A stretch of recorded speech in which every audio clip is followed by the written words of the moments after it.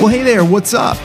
Welcome back to another episode of the Amazing Seller Podcast. This is going to be episode number 17, and I'm really excited to share this next episode with you because it's going to be an interview with another Amazon seller, which I think you are going to love because it's a regular guy just like me. Actually, it's funny because he actually started the exact same month that I started. It was in October. He started a few weeks later, actually a week later. I think I was October 22nd. He was October 31st. So yeah, almost identical to the date. But he's got a very interesting story. His name is Danny Brewer. And you're going to hear just by his story that he just went out there and did it, and he found a way, and he's got a very unique story as far as how he got going in this whole thing. And I think it's going to really inspire you. It's going to give you some ideas on what you can do. And the one thing I want you to pay attention to is the one thing that he did in the beginning, and I don't want to give it away, but you know, the power of meetups, the power of like little mastermind groups, and how that really took his idea of this whole thing and really just brought it to the next level. And then how he was able to just network with people to kind of get in the mindset of how this whole thing works. But that was just a little bit, but I mean, he is doing awesome. He did over $40,000 in 1 month revenue, that is. So he's definitely selling some goods. So you're going to want to definitely pay attention to this. Before we do get going though, I want to remind you, this is episode number 17. So the show notes will be at theamazingseller.com/17. And that's all the episodes, okay? If I ever refer to an episode, it'll be like episode number 12, let's say. It would be, theamazingseller.com/12 or whatever the episode is in this case, okay? And if you're learning of this show for the very first time, I want to welcome you. I want to say thank you for stopping by because, it's all about getting the message out there and really connecting with people. And I'm going to read one. I always do this in the beginning of the show. I'm going to read one review that came in from iTunes, which I'm so grateful for. And iTunes has been just really awesome to our podcast because it's just keeping us in the new and noteworthy. And we're getting a ton of new people that just didn't even know that the show existed. So I really want to thank you all for doing that. But I always like to share one that really kind of, just kind of made me laugh or chuckle, and also that made a difference. So, the headlines are usually what get me, just like they would if you're reading an email or something like that, right? Well, here's the one I want to read. It's from Ninja Monkey, okay? And the name of, the headline was "A Punch in the Face," 5-star. If ever there were a podcast that needed a punch in the face, this is not that podcast. Scott tells it like it is and is a real person. He is sharing his story as he builds his own Amazon business, and at some point he plans on selling in other places online. I'm new to the entrepreneurial world, and his podcast gives me hope that one day I can quit my job and never look back. In simpler terms, Scott and his podcast are brilliant. If anything, you will find... Yeah, let me repeat that. If anything, you will find this podcast will punch you in the face with awesomeness. And that's my 2 cents. Smiley face. Hey, thank you, Ninja, for definitely sharing that with me. It was awesome. I appreciate it. And I do hope that one day you could leave your job, because I know a lot of people say, Scott, I love that you're able to work from home and do what you want. And that's really what this business allows you to do. So, thank you for that. And, again, I'm receiving tons of emails, tons of comments, and I'm doing my best to get back to everyone that does, leave a comment or that does send an email or a private message. If I don't, I do apologize, but the show is getting quite popular, so it's going to be harder and harder as we go. So just bear with me. All right. So with that all being said, let's just dive right in here. I want you guys to meet Danny because he is an awesome guy that's doing awesome things. And I think you're going to learn a ton from it. So I'm going to shut up now, and we're going to go ahead and turn it over to the recording that I did with Danny. And that's it. Just enjoy the show, and I'll talk to you at the end of the show with my thoughts. All right. So enjoy it. All right, everyone. Well, we have a special guest on the show today. Name is Danny Brewer, and he is going to take us through his journey real quick. He started right around the same time I did, and he's doing fairly well, and actually better than fairly well. He's doing really well, and he's actually going to share his story, because I told you guys I was going to bring people on that were just like myself starting, and he started, I believe it was October 30th, 31st. Danny, correct that for me. It was Halloween night, right? Yeah, it was Halloween night, 31st, I believe it was. Okay, cool. All right. Well, hey, welcome to the show, and I really appreciate you taking time out of your day. And I know that you're on your phone right now. We're Skyping, but you kind of squeezed me in. But yeah, let's kind of just dig right in, right? I mean, I don't really even know that much of the backstory as much as you're gonna reveal today. But kind of tell us what got you started and why you wanted to get started, and then kind of take us through the journey up to this point, and then we can maybe dig into some of your strategies as far as product selection and kind of launching the products. Sure. Basically, I've done a whole lot of research on internet marketing, which is your background, Yep. but you've probably done a little bit of it. Yep. I've never done any of it. I've bought a lot of it, but I've never done any of it. So I have too, though, Danny. Let me be honest. I have too. I've spent thousands. yeah, so I've spent some money trying to learn a business here and there, and then of course I've listened to the Smart Passive Income blog, and Yep. I was like, man, that just seems like a lot of work to me. I've got to write something every week, 2 times a week, and then the guy's doing 2 to 3 years. Yeah, he's cashing in now, but I just don't have that kind of work ethic. Yeah, that's a lot. It's a lot of work. It is rewarding when it's all said and done. But I'm not a writer either, so writing to me is painful. It is to me too. I'd rather if I could talk like this and then somebody else write it, which I guess you can have that done. Yeah, but when you're starting with a negative checkbook, it's a little hard to outsource. No, absolutely. So okay. So I mean, so you kind of got the bug a little bit. Let's say where you're kind of thinking to yourself, I want to make a little extra money, and you have a full-time job too, by the way, right? Correct, and I like my job. So okay, and it provides me a lot of benefits in life, health, and security. So I do like it. Okay, so you didn't do this necessarily because you wanted to leave your job. You just wanted to do it to supplement your income and make some more money.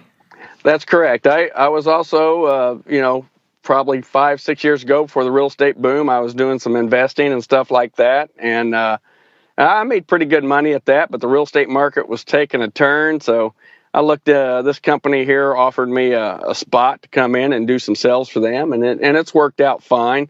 But, at the end of the day, we're all getting older. The owners are getting older, and we just kind of got to look for the way out. And personally, just the full-time job wasn't enough to fulfill my mind. So, oh yeah, no, I totally. I mean, it's like that little security blanket, right? I mean, we want to know that we're going to be able to have a little something that we could fall back on, and this here is definitely going to allow you to do that and supplement your income. So that's awesome. And okay, so kind of catch us up then. Okay, to the time that you kind of thought about this, and then to where you released like maybe product number 1, and maybe just take us through that process. Okay, so what I did, I just caught a YouTube video of somebody that was on one of these ASM videos promoting the ASM, platform. So I was like, well, that seems doable, Sure. So that piqued my interest. So the next thing I did is, I was looking to do something. Like I said, I was a real estate broker, used to do some lease options and stuff like that before it all went to hell in a handbasket, you might say. But So I found a website called meetup.com and found a little group. First, I went to a real estate group, and then next I went to this Amazon sellers group in my mind, thinking that everybody knew about this ASM stuff. Right. Well, when I got to this real estate group, or this Amazon group, it was really a bunch of people that were, going to Walmart, picking stuff up, or going out thrifting and picking up some stuff, and then a few arbitrage, and then there was a couple collectors, and then there was one guy that actually buys a boatload of just rejects from stores. I mean, surpluser. And he really intrigued me a little bit, but I was really there to try to learn about FBA private labeling. And the guy that was speaking there just happened to have taken the ASM course. And so I immediately resonated with him, and he immediately said, okay, finally somebody coming here to hear what I have to say. Right. Yeah, because they are two different things. I mean, yes. And you'll kind of hear it out there. I mean, there's people that are hardcore arbitrage, thrifters, and then there's, hardcore, private labelers, or there's ones that go from, the arbitrage and then go, man, this is a lot of work. There's got to be an easier way. And then they hear about the private labeling and go, wow, that's the ticket. That's the easier route. Right. And I'm not saying that it's the most enjoyable route. I'm just saying it's Right. to me it was about the income and the marketing and the promotion. I know there's these people that were there were very satisfied with going out and thrifting. It's something they like to do, just like people like going to garage sales and flea markets. I mean, look out and see how many of these antique shows and markets there are out there. I mean, people really love it, and it's a good pastime. Right. No, and I not for me. No, me neither. But I mean, I'll tell you what though, and I tell people this too. If you're struggling just to get your first private label product going, do the arbitrage model first, right? I mean, go out there and find some stuff at thrifting stores, or go out there and buy the closeouts and then put it up, and you'll learn the process of how FBA works. But you'll also make some money and then be able to invest that into your own product. So. I agree with that. That's a great idea. But so this meetup group, I mean, that's kind of cool too. I want people to take this away. Go on meetup.com in your area, and you may just find an Amazon group there that's already rolling right now. Correct. Or you might want to put it out there that you want to put one together yourself, and maybe you'll get 5 or 6 people that are in the same boat as you, and you're going to learn together. I mean, that's a great idea, actually. To do that. Yeah, cool. So I still got that meetup group going, and the guy that actually was running that, he moved to Texas, so he started one down there, and I'm just kind of taking over the one up here, and just a few of us now, a handful of us are talking now. Are you still there? Yeah. And okay. I'm just listening. Sorry. But I mean, so what do you actually? Okay, when you go there, kind of. I mean, I know we're kind of going off track here a little bit, but I'm kind of interested. What's happening when we go to this meetup? What do you meet up once a week, once a month, and then what happens? Well, see, I just took over the hosting of my own local one here in Indianapolis, and I just hosted one, and basically most of these meetups are public. I mean, you can just go to meetup.com, find something public. Well, my first one, I've been to 3 of them that the whole group had been to, and each time more and more people are starting to see more of the ASM private label way, and then the other people kind of started their own little group, staying with the private label, or not the private label, but the arbitrage type of thing. Right. So, but at this meetup, we all just get together and we start, mainly it's usually new people asking the same kind of question. So what do I do to get started? What do I do to get started? Right. So it's kind of the way it is. So I've kind of shrinking it down to, like a mastermind, you kind of got to shrink it down so everybody moves forward in the small group. I think I've heard you call them 1%ers. Yep, 1 to 2%ers. Yep. Yeah. So I'm not going to say that everybody's a 1%er that's in the mastermind group. We're probably 15%ers. Okay. All right. but we're just more and more focused on, hey, we've already discussed this last meetup. Let's have one for just us, and then of course the big meetup, we'll go ahead and new people coming in. If they want to learn something, we have more than just one person being able to share their experiences. Gotcha.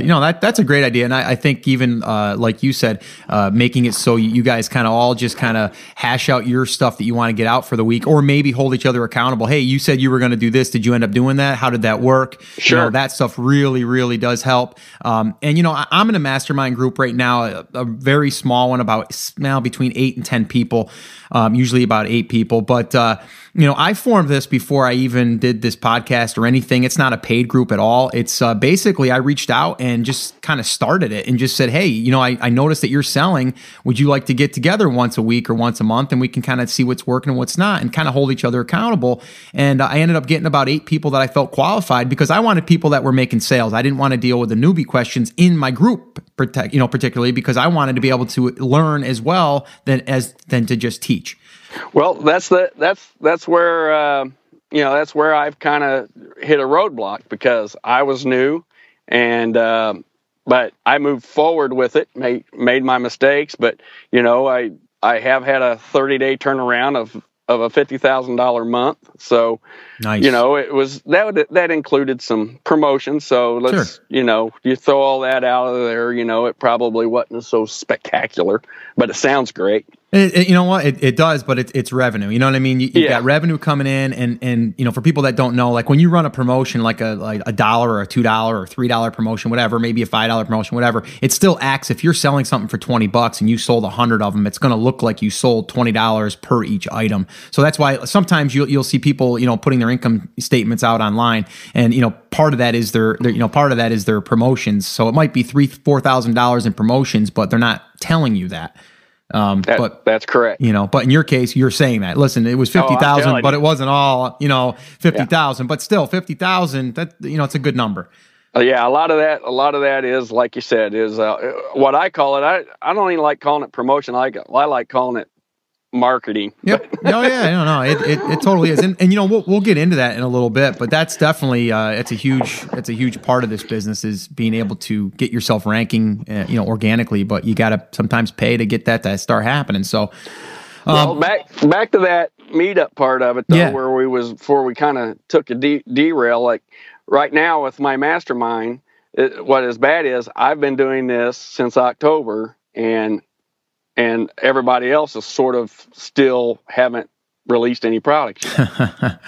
It's funny that you say that too, because I've got a good friend of mine that's in my mastermind group, and he's got a buddy that he's helping locally, and they started the same exact time, probably about a month before I did, and he's still in product selection stage. Yeah, the guy that I'm working with, you know, that he's my buddy, you know, he's like me. He's selling product every single day, every single month. Well, when I say that, there is another group there. I mean, they really knew nothing, but they just said, "Here, man, just tell me what I got to do." And then said, "Boom, boom, boom." Yeah. Ordered some stuff off blind faith, off of just what I said, and they've already, you know, the first week of sales, you know, with their promotions and everything, did about $3,000 worth with their promotions and stuff like that. But now, organically, they're doing about $200 a day, which, you know, after 2 weeks of being in the business, $200 a day is good change. Yeah, not bad. You know, with a margin that they're looking at of about 50% on organic traffic. Right. Oh yeah. Yep. No, that's a great point. So they're pretty happy. Yeah. No, I bet you're a superstar. Oh yeah, you got superpowers. I'm a superstar. Yeah, but yeah. So I was kind of looking to as we move forward, I was hoping that other people could, you know, maybe help me out, which they will. Well, yeah, and they will, because what they're doing that you're telling to implement, they're going to be able to report back to you and say this worked or this didn't work, and then you can kind of almost use them as test, test people too. I mean, that's what I like with our group that I'm in. It's like, you know, something might work for me, but might not work for you, or something I didn't think about, you tried and then it worked for you, so I'm going to try it. I mean, it's really the way to go. And anyone out there that's looking to even just create a mastermind group, just go into some of these Facebook groups and just ask people if they want to form one. You know, find 5 or 6 or 8 people that are willing to meet up with you and kind of move it forward. Sure. I'm in like 3 Facebook groups. They're big ones. Some of them got 2,000 and 3,000 people on them. A lot of them are arbitrage, some of them. But you can almost pick out the ones that are doing arbitrage. If that does not interest you, then move on. But just kind of do a message and just say, okay, look, I want to start a little small. I like using Google Hangouts, but you know, but I could start. You could say, hey, let's start us a little smaller group, and out of this here Facebook group, and get you 5 or 6 people that, you know, that talk your language. Yeah, I guess, and that's exactly what we did, Danny. We actually I put a message out there, and I got about 8 people, and we do Google Hangouts. We do them about once a week, and we also have our own little private Facebook group that's just for us, you know, about 8 of us, and we communicate back and forth on a daily basis, and then we also, you know, meet up once a week, if not, once every 2 weeks, but definitely once every 2 weeks. So, you know, it definitely works. So anyone listening, you know, if you want to get to that next level and you need some help, you know, that's a great idea. Just, you know, take the initiative and start something, you know? Okay, so let's move forward now. So, okay, we're in October now. You know, let's get back though. You're in your meetup group, and that's kind of where you got these ideas, and you're like, all right, I'm going to do this thing. So, Correct. You go ahead and you start saying to yourself, I'm going to get my own private label product. Where do you go from there? Like, where did you get some ideas? What kind of, without giving your product away, but you know, like what kind of road did you go down to get to that point where you're able to release a product and then, you know, get it out there into the Amazon platform? Well, it wasn't too difficult for me, and I may have gotten lucky. I don't know if I did, but it wasn't difficult for me, and I kind of looked at 2 or 3 things, went with one, but I just kind of looked at TV commercials. Yeah. No, that's a great idea. And if it was on QVC, why would QVC sell it? Right. It's a great point. That's a great point. I kind of just copied off of a TV commercial. So, look, you got Pepsi-Cola and Coca-Cola out there running commercials. If I was going to private label a pop, I'd just say, hey, look, as long as you're running commercials, maybe if I stick a display right next to them, I get, you know, ambient sales, you might say. Yeah. Now, did you take that product that you like discovered like on TV or whatever? Did you go and plug it into Amazon, and then did you look at any numbers? What kind of made you decide on that one to start with? Well, it was lightweight. I could hold it in my hand. Okay. Yeah. It was so that was the thing, and it was cheap enough to, you know, if a return came in, that I wouldn't be afraid to throw it in the trash. So that was kind of a thing for any kind of return possibilities. Sure. But at the end of the day, it was, you know, they were promoting these things on television as seen on TV type stuff. And I figured, well, I'm just going to try one of these as seen on TV products. So. Okay. Now, did you go and start looking at like sourcing it, you know, from China right away? Did you go to Alibaba? I did. Okay. I went right to Alibaba. I did all my negotiations from Alibaba. And basically, I started off with like an ASM type letter that they talk about, but I kind of refined it a little bit. Instead of asking them what they wanted, I kind of told them what I was willing to do. And if it worked for them, contact me. And if they didn't contact me, I figured it didn't work for them. Right. So how many do you feel like you sent before you got some decent responses that you felt like you could work with? You know, I mean, because I know personally, I sent out about 20 I sent about 20 emails to 20 different suppliers, and I might have got 5 people that responded back. And maybe out of those 5, I might have had 2 that I felt like I could work with.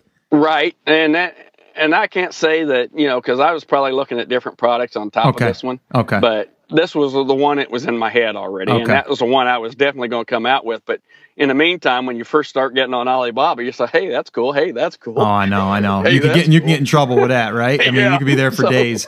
Yeah. But so I sent out a lot of them like that. So what I ended up doing is I actually went into Alibaba's got a little thing in there where you just put a letter on there, ask for a quote from everybody. And instead of hitting every independent person, I just put a buying offer out there, and then they contacted me. Okay.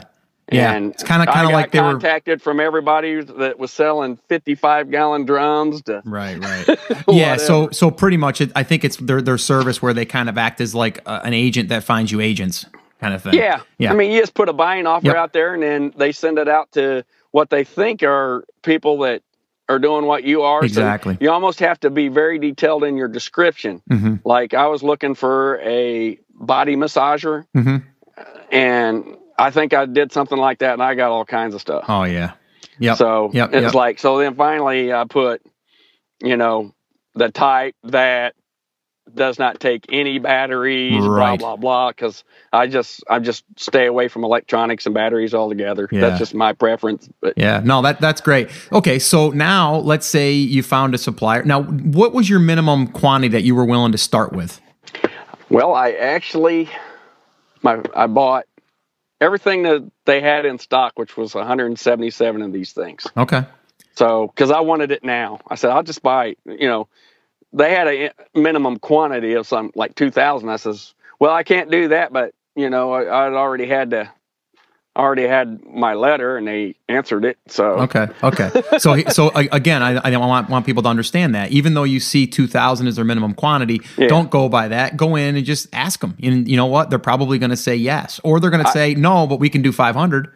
Yeah, but I told them 100, and they answered the 100. So I was willing to do that, but the 100. But they said, hey, we have 177 of them here. I says, well, I'll tell you what, I'll just send those. And I went through those things, during a promotion, like no time. So I immediately out of stock after. Now, that's awesome. Now, let me ask you this. Okay, so you didn't even worry about any packaging or anything? No. So you just basically just said, give me whatever you got in your thing there. That's all, in a plastic bag or whatever. Send it. I'll worry about the labeling. Yeah, I don't need no logo yet. Okay. I just need to know if this is going to sell or not. And beautiful. I love this. I love it. I love it, Danny, because you're doing and you're doing exactly what I say to do. It's like, don't worry about the packaging. Don't worry about any of that fancy stuff. Just get the product here, label it, get it so it's FBA ready, and get it there. I love it. I love it. Yeah, that's the way I've tackled it. I just send it to me. Right. So then, okay, so now you get that product. Now you mentioned promotions and stuff. So give us a little bit of what do you mean by promotions? What did you do to get the ball rolling? Well, this is where, I had a little help and with the meetup guy that was there. He did a little promo. I guess he had a list of folks that he liked to email out to. And so he just kind of promoted out there, but I think it ended up going out on like an Instagram or Slick Deals or something like that. And so it blew it out real fast. So what was your quantity that you were giving away though? Were you giving away all of them? You're just going to give away 177 of them and just get yourself rolling? That's essentially what happened. So. Okay, but was that your plan before you knew about segmenting your inventory or any of that stuff, or did you just say I'm just going to give them all away? I did segment the inventory and I gave away 50 a day. Okay. So I gave away 50 a day. I actually charged I think $1 for them. Okay, so you did $1 promo. How much does the product normally sell for, or would it sell for? Well, it's during the promo phase, the first launch, I just had it out there at $10 to make it prime or whatever. Okay. And then, which is the minimum, I think. And then I've sold it all the way up to as high as $29. Oh, wow. Nice. I found a home really for right around 21. Okay, cool. I love that too, that you're saying you found the home, because you're basically testing pricing and then you're coming out to what the sweet spot is, and you found that 21 something is the sweet spot. So again, people listening, it's just because you think that it could only sell for this doesn't mean you can't sell it for higher. It's going to all be testing throughout. The more you sell. I kind of, and this is what you do. You just kind of figure it out. But I did this I started with this one here, and I was at, like I said, low, and then I went up and then went back down. And then I started off with another one. I said, I'm just going to start out high. Right. And see what happens. And of course, even though I'm promoting it out with that high price, I said, well, maybe Amazon will really love that, because if they're selfish like me, they love the fact that they're getting a bigger commission check from me. Right. That's funny. Yeah. I don't know. I'm not sure that it worked. Right. Okay. No, that's a great idea though, because like you're saying, I mean, what's the worst that's going to happen? You're not going to sell any, and if you don't, then you just lower the price until you start to see sales starting to come. Yeah, and that's what I did. And let's just say that, after the promos and stuff like that, the sales wasn't what I liked on a second option. And so as soon as I lowered the price, the people that paid the higher price started asking for returns. Okay. I don't know that that's the best strategy to go with. Okay. Yeah. And I've heard people saying that if they go too drastic, if you go from like $29.99 to $14.95, well, now you're talking someone's going to be, mad because they just bought that, 3 days ago, and all of a sudden now it's that much lower.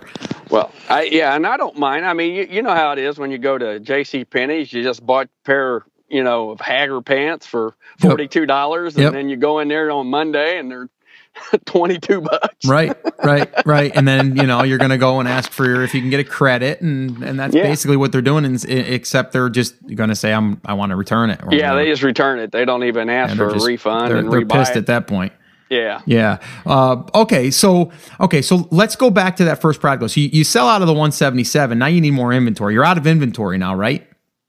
Yes. Okay. So you sold out of inventory. You got nothing in the warehouse. You're showing the out of stock thing. You're dead in the water now. So you got to get more inventory. So what are you doing in the meantime? Are you going for product 2, or are you going to go and get more of these and ramp this thing up? No, but I was buying more of these. I actually didn't run out because I already had a second order in on the. Oh, okay. Because I had the 177 on the way, and I had another 400 on order. Okay. So I looked at the 177 as the marketing, and the 400 that would last me a year. Okay. Yeah. Right. Okay. And they lasted about a week and a half. Right. That's awesome. That's awesome. It's funny how the mind changes when you start seeing sales, because you're like, 400. I'll just, get them, slowly tweak them out, or, send them out. And then all of a sudden, oh my gosh, I got to order more. Yeah. Some of the questions I feel like that I asked, back when I started, and they seem so needed to be asked at the time. Yeah. But now it's like, you know what? You're wasting your time asking that. You're not looking at the big picture of making the money. Right. And I see a lot of people doing that, though. I see a lot of people, they're just, ordering a small quantity up front, and then they don't, not realizing it's going to take you 20, 30 days to maybe get the next batch. And you're going to be, then you're going to be playing catch up because you just ran out of inventory. So I do everything I can to stay in stock. Yeah. I absolutely ran out of inventory, and basically from December 15th to December 31st. Wow. That was after my 400. You see what I'm saying? Mm-hmm. So I had no sales really during what everybody looks for is the heyday. Yep. And I missed it. And then in January, I sold $30,000 worth of stuff. Yeah. Okay. That's not too bad. It didn't hurt you too bad. No. And then, February, basically about the same. It's a little drop off, but not much. Okay. I was really surprised about January. It just blew my socks off. Yeah. No, I had a great January too, and I had a good short February too, because February is a short month, and I was as good as January, and it's just good stuff. I had higher margins for February than I did January because I had to ramp it back up. Mm-hmm. Once I got ramped back up. Now, speaking of that, what did you do now that you're out of stock, right? And you're out of stock for a couple weeks, actually 2-3 weeks. Right. What's your strategy to then all of a sudden get it kicked back into gear?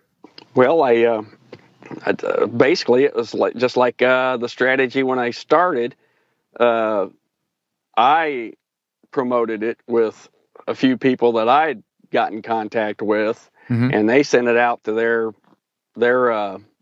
their people. Okay. So it's almost like almost like a review group in a sense, where people are going to review it. And there's a bunch of them out there. And I'm not going to recommend any services out there, but there's a bunch out there. Yeah. And really all that they are, people listening, is they're just there willing to review products for your Amazon business. And they're not said that they have to leave a review, but yet they are said that if you are happy, we would appreciate a review, because in terms of service, you're not supposed to say you have to leave a review. And there's a bunch of people out there in that one site that I've talked about and I've used, Thomason. It's basically a site of bloggers that want to receive free product. And if they receive free product, they're going to look at it, they're going to test it, they're going to be able to put it on their blog, but then they're going to also write a review for you. But they're doing it because they get free product. Yeah, I've never asked for a review, so. Okay, so we won't even get into that yet, but we will talk about that. But so basically, everything that you've done though, right there. Okay, you ran out of stock. And then you're going to get that thing ramped back up again. So then you basically just found another list of people that are willing to buy Amazon products and possibly leave a review or whatever. Right. And basically all you're doing it for, you're not even doing it for the reviews technically. You're just doing it because you want to get the sales going again inside of Amazon. So it kind of like triggers that little switch in there that says, oh, he's back. Here comes the sales. And then you're going to start ranking again for those keywords. With that, and your favorite. I'm sure your favorite is keyword advertising. Yeah, pay-per-click. Yep. Yeah. Yep. So. Yep. And we haven't even talked about that yet, but yeah. Okay. So you basically, what do you put in your head that you're gonna give away in order to get yourself back in the swing of things? Is it 100 units? Is it 50 units? Yeah, that's the way I think I broke it down to a 10% of purchase. Okay. So that's kind of what I went with to start with. And Okay. I made this little promotion spreadsheet that I use now, and it'll actually show me what my checks are and, Okay. and all that stuff. Nice. And then I could change the promotion amount or take it away, and it just always just shows me the check. Okay. Nice. Nice. That's cool. I understand how it works. I'm not sure that I could just email that out, Right. and then somebody would understand exactly what to do. But Right. it's pretty neat little spreadsheet that I made for myself. Just I could go in there and say, okay, if I buy 3,000 of these, and my retail is 21, and my promotion is $19, and then I could just put the two variables in there. I've already got Amazon's fees in there. And Right. I even put a 10% for return in there for products. Nice. So, okay, this is what my proposed check should be. Right. No, that's great to be able to see that at a bird's eye view, because you know what's going to be there at the end of the day if you do these promotions. And you know what, you might not have to do the promotions as heavily as you might think, and you'll do better.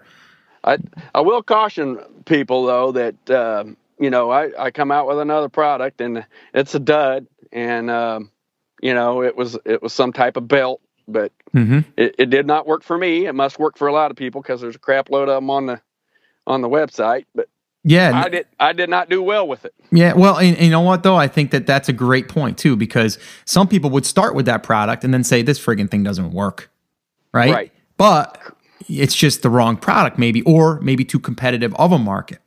Yeah. If I'd have started with that product, I'd probably say, yeah, this is a joke. And so I just want people listening, here's you saying that.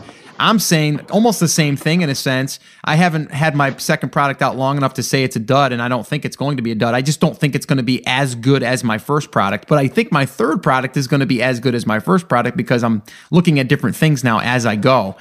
But the one thing that I'm doing, Danny, and I'm not sure if you are, but I'm trying to stay within a category so I can kind of give myself the metrics, I guess. Like sure. I know what a BSR right now of 800 is, for my category. So I know when I'm looking at other products, if they got a BSR of 800 or 1,000 or even 1,500, I kind of got an idea of what my sales are going to be. I agree. It makes it so much easier. But you've got someone in home and kitchens or whatever, and their BSR is the same as mine, but they're selling 3 times the amount that I am. Yeah, because that category is totally different. Yeah, so much more sales volume running through that particular category. So yes. Yeah, but I just personally I feel as though now, even because my first product was good and it's still doing good, I've got a great little thermometer there. I've got something that says, okay, now I can see my next product. I know what I need to look for, and I know what my BSR number is exactly almost because I've got the sales to prove it. And my actual, just to give you another example for folks out there is, I thought this belt was just going to be the cat's meow. Okay. But I come out with this other product that I was like, oh, as soon as I opened it up, I was like, this is a clown show. Yeah. And it's my winner. Yeah. It's the chicken dinner right now. Yeah. Isn't that funny? You got to be kidding me. Yeah. No, I know it's you just don't know, and that's why people. I've got another guy in my mastermind group, and he just he thought that his price was going to be too high, and he kept raising it and seeing that people just kept buying it because he was raising it because he was running out of stock. Sure. But then his problem is, he's thinking to himself, I'm like, man, I feel kind of guilty charging this because I don't see it as being worth that much, but people are paying for it.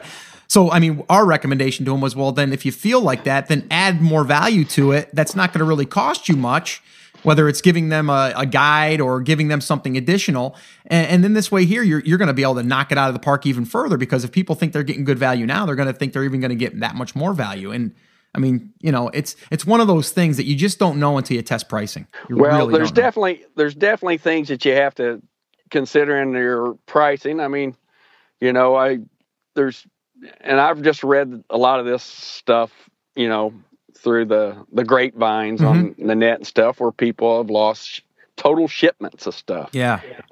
Or been detained by federal agencies. And so when you look at your pricing, you kind of got to always think in your mind, 30% for taxes and 30% just cost of doing business. And now what's on top? Yep. And and you got to start thinking that way. You're not really, I mean, you're thinking Walmart and the rest of them aren't paying exactly what you are. Right. Hell, they're getting a better deal. Right. No, that's, and they know that they're going to lose a lot of that stuff in transition. So, and you're going to be doing the same thing. Yeah, no, absolutely. Okay, let's move into pay-per-click now, because that's one of my favorite topics too. Absolutely. Let's just kind of go into there. Okay, what's your starting strategy? Let's just start. We got that product, right? Maybe a brand new product. Right. Okay, what's your strategy moving into this? I know a lot of people will start with an auto campaign, let it run for a week, and see what the words are, and then expand out on that. I tell you what, I've done it two ways. I started with an auto campaign on my first product, and it came up with basically 12 keywords. Okay. But before I even ran that auto campaign, I had to come up with keywords from a listing. Sure. I mean, I don't even have the buy box for my own stuff. So. Right. I gotta come up with what to put in my title and all that stuff. So I actually used a program called Merchant Words. Yep. And it's okay.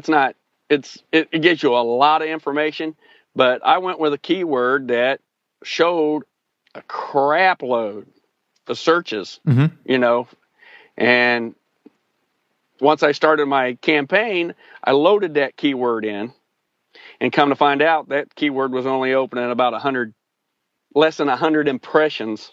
Wow. And I'm like, well, wait a minute. That seems like a very good keyword. Yeah. But at the end of the day, I was number one with that keyword. Unfortunately, no one was walking through the front door to get it. So that's what I learned about the pay-per-click stuff. I do the auto campaign to start with. Yep. For about a week, I allow Amazon to say, this is who we think is after your product. And then I see which one gets the impressions and which one got the click and which one got the sale. So you kind of look at all of them, and I don't necessarily always go for the top level keyword. I might go 4 or 5 down on it a little bit and say, you know what? This here is going to be the name of my product right down here. Mm-hmm. I change it all up. Yep. No, those are great strategies, actually. I mean, and they're simple, and a lot of people have said that. And I think the point that I want people to understand too is that the obvious keyword isn't always the best keyword. No. And you're going to figure that out. And a great way to do it is to run the auto campaign. And I tell people to don't go really light on the budget amount. Put a little bit of money out there to let them really show it. If you put a bigger budget out there, instead of doing like a $10 budget, you might want to do 25. You might want to do 50. You might not even spend that. I'm 100 a day right now. Yeah, you might not even spend that, but it's going to allow them to display your product in front of more keywords, and then that's going to only give you more data. So really, at this stage, it's really just about getting the data. You're paying Amazon to put your product up there, but also to tell you the data that you want to know, so you can then drill down into that data. So one thing that I do, Danny, is I'll take even the top level keyword, and I'll punch that into Google AdWords, the planner, and then I'll let that spit out all of the 800 suggested keywords. Sure. And then I'll just copy them out, or export them, and I'll import them into another campaign all by itself, and I'll put a budget of $10 a day, maybe 50 cents a click or 75 cents a click, and I'll let that run for a week. And I've done that, and I'll find 4 or 5 keywords that I never would have thought would have been for my particular product. And then from there, you can drill down from there. Then you can go through all of the words that you see that are converting. Like, let's say that you've been doing this for a little while, and you've got 25 keywords that are converting in all of these random campaigns that you did. Well, then go find all the ones that have converted to sales, import them into another campaign, and then really bid heavy on those, because you know that your listing is converting for those keywords. Correct. So these are the things that people can do that I don't think a lot of people are doing. They're just doing the obvious. Either they're running auto and they're just letting it set, or they're going after the obvious. They've got 5 keywords. They put 5 keywords in, and then they call it a day. And then they say, well, they aren't converting that well. I'm not getting all that traffic. Yeah, my auto is just for the main run to start with, just to see what Amazon thinks about my listing. Really. Yep. No, that's great. I'm glad that we kind of think about along the same terms on that. But yeah, there's so much you can do within that. And a lot of people are like, well, when do you start going on with outside traffic? When do you start doing with Google AdWords? When do you start doing Facebook? I don't do any of that until I've maximized what I feel is the max inside of Amazon. Because let's face it, Amazon traffic is going to convert better than Facebook traffic or Google traffic. Yeah, it's I don't know if you have a dog, feed it the food. Yeah, exactly. Exactly. You hit the nail right on the head, Danny. I love that. That is exactly right. If you got a dog, feed him the food, and the food is what? Keywords Yes. from Amazon inside of its own place. Yeah, the funny thing is when you got that dog, pretty soon that dog's got to go get rid of that food, and that's how Amazon gets rid of my keywords. Yeah, They yeah. go out and find everybody that is on Google, that is on Facebook, that is. I mean, punch in any product known, and everything's going to be a category at the top of Google now with Amazon. Yeah.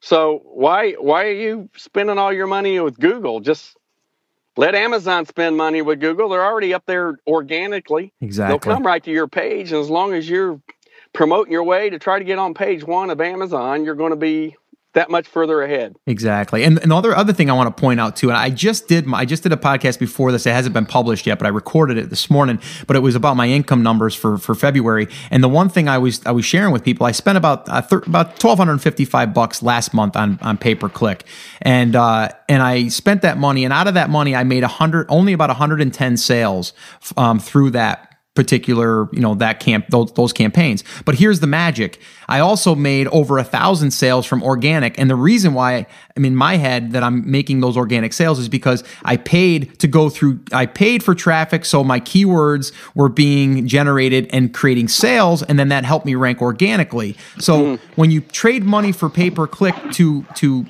sell your product through certain keywords, it's going to allow you to rank for these keywords organically.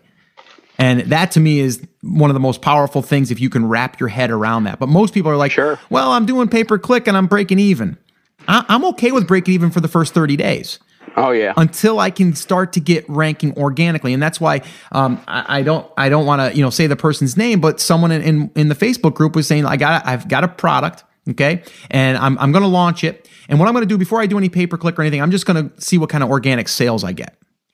And that ain't never going to happen. And it ain't never going to happen because you're not generating sales through keywords. The only way that you're going to generate sales or keyword ranking is through sales that you generate through keywords. And the way to speed up that process is to pay for it. So I've always told people, it's okay to even go a little bit in the negative in the beginning because it's going to outweigh the cost because now you're making so much more sales organically, which isn't costing you a dime. Well, the fact is you should go negative in the beginning. Yeah, exactly. And I'm that's part of my budget when I launch a product. Like you said, you've got product that you give away, then you're not getting any money from. My first product, 177, my first payment was to Amazon. It wasn't the other way around. Absolutely. And now look what it's doing for you. Yeah. So they've been paying me ever since. They got one check from me and I got the rest. Exactly. So that's awesome. And I love that. Yeah. Oh yeah. So, okay. So we're going to wrap up here, but let me just ask you this. Where are you now? Like, are you into getting more products released? Like where's Danny moving right now? Well, with that first meetup group, the guy that moved to Texas, he started, he was going to go to China. So he just threw out an email with his Houston group and some of the other people that he's met through the ASM platform and stuff that he's, probably his mastermind group. But he put together a trip to China. And so I'm going to China in about a week. Are you really? Yeah. Oh, that's awesome. So, I'm going to go over there and go to a market and try to look at products and see what the real Chinese price is. And that's the Canton Fair, right? No, it's actually I'm going to a little town called Yiwu. Oh, really? Yeah. Oh, nice. And there's a big market. Google it. Okay. I mean, it's YIWU. 4 letters. Okay. But there's a gigantic market, and I mean, they have all kinds of stuff. It's really like 60,000 supposedly, manufacturers there with little bitty closet booths, sort of. But all indoors. It's not outdoors. Well, I can hear a follow-up call coming then pretty soon. Yeah. I'm going to want to have you back, Danny. Because, well, I'd love to be able to go out there and source for other folks. Yeah. But I am literally, I have a full-time job, so I am literally taking a vacation week, and I am doing this trip in 1 week, 5 days. Wow, that's crazy, and that's a long trip too. Yeah, so it's a day there, a day back, and 3 days on the ground. So, right. And so I really got to get it going on over there. Plus, I've got an interpreter, so nice. The whole bit. Wow, that's awesome. I'm really looking forward to going there and seeing it. Yeah, that's going to be great. I can't wait to hear how you make out there. So you're definitely going to have you back and share it with the listeners. And and there's no problem. That'll be awesome. Okay, 2 more things just before we go that I didn't touch on. Payment. How do you usually pay your suppliers? Are you doing wire transfer? Are you doing escrow? Are you doing PayPal? What are you doing? I do wire transfer, and I also have hired a sourcing agent myself in China. And I pay her Western Union because it's only $5. Okay, so now when you pay, now, let me just ask you this, because the wire transfer things I've been kind of avoiding. And the reason why I was avoiding, I had a bad experience with it in the beginning with one supplier. And I did a test just to see if the money was going to reach her. And I sent like a $5 thing to her, just to try to see if she was gonna be able to collect it. And it took over a week and a half to 2 weeks for her to even get the money into her account, and it went Western Union. And then she ended up having a problem with withdrawing it. So I don't know if it was just the supplier and their bank that they were using, but it seemed a little sketchy to me. And I didn't like it that if my money went over there and I didn't get product, I didn't have anything to basically get it back. I think what you're looking at is a Western Union thing. If it went Western Union, like I send this sourcing agent that I have over there, and I know it's at least a 7 to 10 day turnaround. Sometimes it's 14. It'll say right on Western Union. I could send her $1,000 and it'll sit there and say will not be available to her for until 14 days from now. It'll have the date. Mm-hmm. So that might be a Western Union thing if somebody sent it that way. So yours does take that long. Yes. Okay. So here's my other problem though. Bank transfer does not. Okay, but so here's the question though. So if you want that product in a hurry, how are you going to get it in a hurry if it's sitting out in? You don't do it Western Union. Okay, and that was my point. That's another reason why I don't. I usually do escrow through Alibaba. I do it that way, and that way I can use my credit card. And the other way I've done it is PayPal. I've done it PayPal. They've every one of them that I've dealt with has complained because the fees are very high over there. Mm-hmm. Well, they're high. I mean, period to them. And not only that, but their bank over there that you don't see. Yep. Charges them even more. Yes, I know that. And that's what they've said to me. And you know what I've done with that, Danny? I said, you know what? How much is it? And they kind of give me a ballpark. I go, I'll split it with you. Yeah. So I've actually negotiated that. I've negotiated that. And I've also said, tell me how much it is. I'll pay it. Exactly. I want my product here tomorrow. I know. Exactly. Okay. Because it's just small potatoes when you look at it. Exactly. You got to look at how much it is per unit. And don't worry about what you're paying. I mean, so many people complain on shipping, which I wanted to ask you too. What are you doing for shipping? Is it all air, or are you doing both? Right now, it's all air. Okay, good. I do know a guy that's in my group, and I will be speaking to him a little bit more. I just met him about 2 weeks ago, but he has never, ever shipped anything to Amazon himself. He's always had the manufacturer do it. Okay. I don't do that. Half the things that I get aren't open the way I like them. They're not packed the way I like them. It's like every time I label something, I'm like, ugh. Mm-hmm. Look at this junk. Mm-hmm. They just didn't wrap it well, didn't package it well. Okay. So you actually get it and then you package it. I think you told me before that you actually hire someone to kind of label it for you. I do now. Yeah. I have my sourcing person over there. Mm-hmm. Amazon charges 20 cents. Actually, I went to send something into Amazon and say for them to label it, and their price to me was 50 cents. Huh. Yeah, I keep hearing this 20 cents, but that's what I pay, 20 cents. I don't know why they say 50 cents. Maybe they felt like they had to put 2 stickers on there. I don't know. Maybe. But that was their quote. And, I did see some cost values go up, through all their emails and stuff. And maybe that's one of them. Yeah. I don't know. I don't know. I sent in an order probably about a week ago and it was still my 20 cents. And I thought it was going to take effect in February, from what I've gathered. But who knows? We'll keep a tabs on that. But so you ship everything right now, air, which I do too. Do you use DHL, UPS? I use mainly it's DHL and Federal Express because that's who they use. Yep. And I've been trying to set up an account with DHL since October. Oh, wow. Okay. So to get your own account. Yeah. Yeah. But I just use theirs too. Long drawn out process, evidently. Yeah, I just use theirs, and what I like with using DHL too is they take care of all the customs.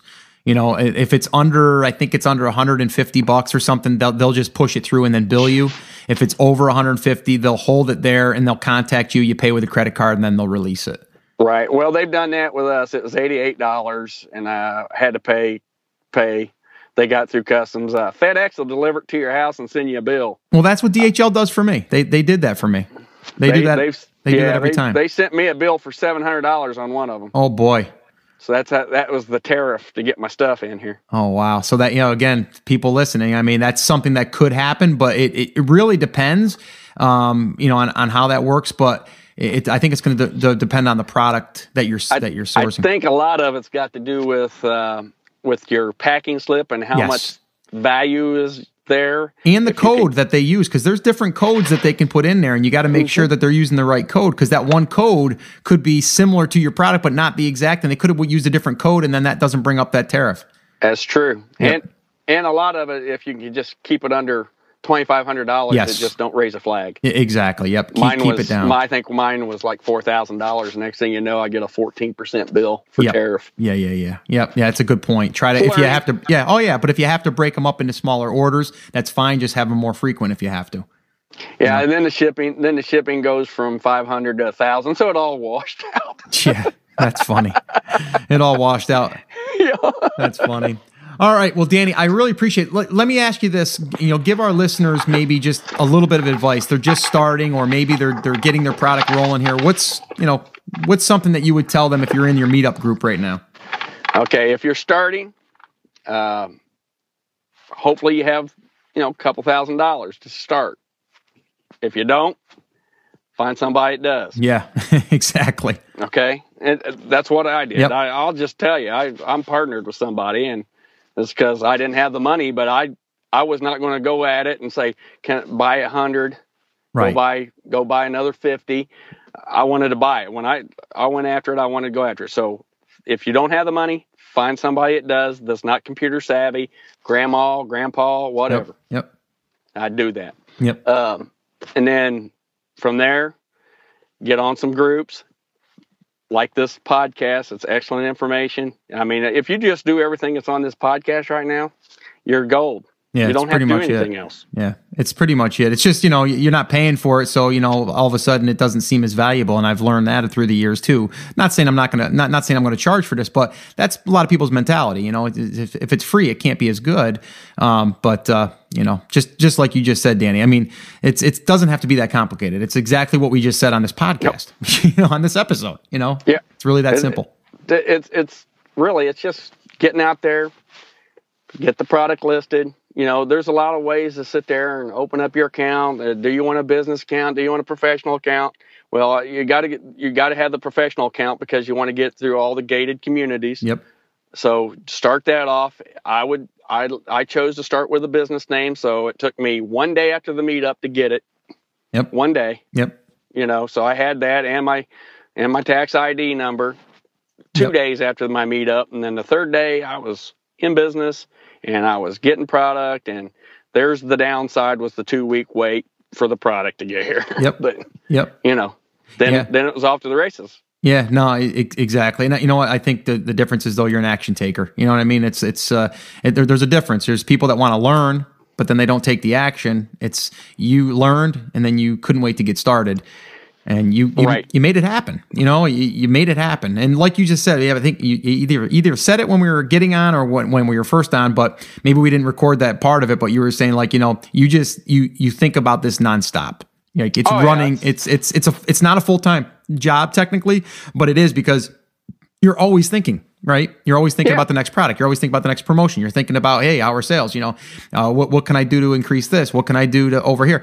And it's just constant. And, for me, it's not a terrible thing because it's kind of fun in a way, right? I mean, you're sitting here and it's almost like you're in a sport, right? It's just a make money sport. It's like going outside and playing pitch and catch with your kid. Right. You just wish your kid could get involved in this. Yeah. Yeah.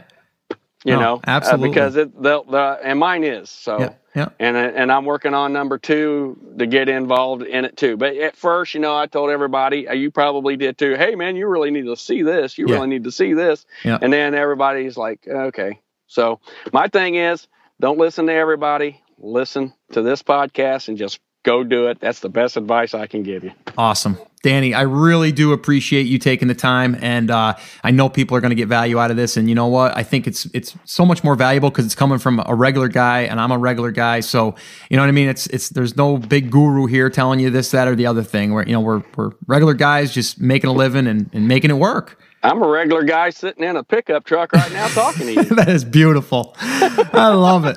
I absolutely love that. That is awesome. So definitely, hey, have a safe trip, and definitely, hey, take pictures too, and definitely, we're gonna have you back on the show. And I know people are gonna want you back on the show after they hear that you're actually heading there, and you're gonna be talking to suppliers or translating through a translator, or kind of how this whole thing works over there. Yeah, I can't wait. I can't wait to go over there, and I can't wait to get back and share. I will definitely get back with you on this, guy. Yeah, that sounds awesome. All right, man. Thanks a lot. I really do appreciate it. All right, buddy. Have a good one. You too. All right. So what do you think? Was that an awesome interview or what with Danny Brewer? What an awesome guy. And as you heard, I'm going to be doing another interview with him in the future. He's going to China, and he's going to be doing a little bit of, spy work over there, trying to find some other suppliers, which is really cool. So we're going to definitely follow up with him. I know he's going to be doing some really great things. He's just a go-getter. He's a guy that goes out there and takes action. And that's what I love about Danny. So I hope you got value out of this episode. I hope you're inspired, and you can see that, you don't have to be, anything special. You just got to take action and do it, right? And don't dwell so much on, is it the right product? Just do your due diligence, go through the process, of how to pick a product. If you haven't, figured that out yet, I already published podcasts over on the blog about that. So you can just look back at those other episodes that I've done in the past. You can just head over to theamazingseller.com, and you'll find them over there.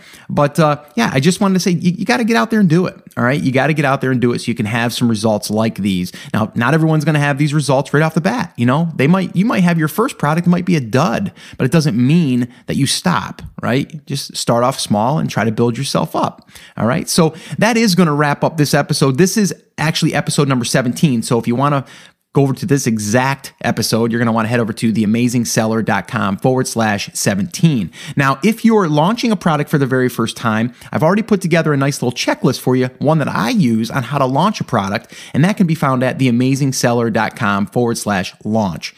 If you want to ask me a question, that's a very simple way to do this, is you can head over to theamazingseller.com/ask, and you can ask me a question there. All right. And I've got a bunch I still have to get to, so bear with me. I will be answering all of these questions that are coming in by voicemail and comments on the blog.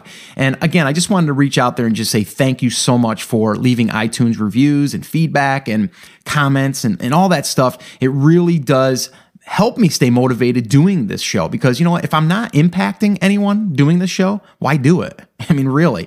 But I receive so many emails right now. I mean, daily. I mean, I really have to allocate like an hour to an hour and a half a day now answering emails, and that's what I'm doing. Because I just want to be able to connect and reach out to the people that are taking the time to leave a comment or a review or any of that stuff. So again, I just want to say thank you so much for doing that. If you haven't left an iTunes review yet, I would really appreciate it if you would. That would help me out so much. The podcast is doing really well right now because of you, and we're getting on the new and noteworthy listing there, and we've been on there for almost just about since we've launched, and it's really, really an awesome ride. So I just want to thank you for that. But if you haven't done so, if you could do me a favor, just do that real quick. That would be awesome. And I really appreciate it. So that's it. That's going to wrap up this episode. I will be doing more here soon. So stay tuned. And if you have any questions, of course, let me know, and I'll be more than happy to answer them for you. Until then, okay, till the next time, whatever you're doing, if you're sourcing a product, if you're picking a product, if you're launching a product, do it, right? Just work on it daily, okay? Find some time to work on that particular thing that you're doing, and then give yourself some deadlines and get it done. All right. It's the only way it's going to happen for you. All right. So that's it. That's going to wrap it up. I'll see you in the next episode, and get out there and get things done. Take care. I'll talk to you later.